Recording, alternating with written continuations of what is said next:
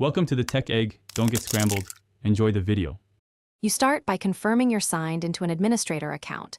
Without admin rights, you can't re-enable Task Manager. Once confirmed, back up the registry by exporting HKCU and HKLM keys. This prevents mistakes from becoming permanent. Now open Run with Win plus R and type Regedit to launch the registry editor. You're beginning the repair, not guessing. These steps let you make precise changes and restore if needed, so proceed deliberately and keep that backup file safe. Once Registry Editor is open, navigate to hkcu/software /Microsoft /Windows /current version /policies /system.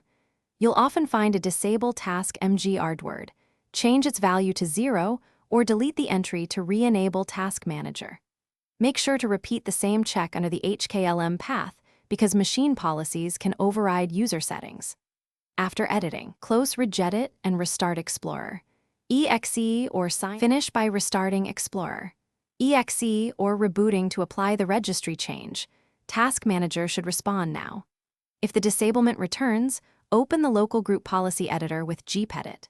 MSC and navigate to user configuration, right arrow administrative templates, right arrow system, right arrow control, plus Alt plus Del options to set Task Manager to not configured or enabled.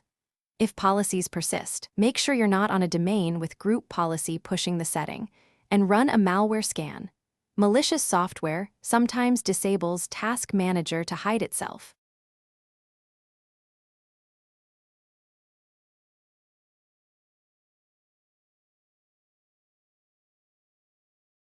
Thanks for watching. Consider subscribing if I helped unscramble your problems.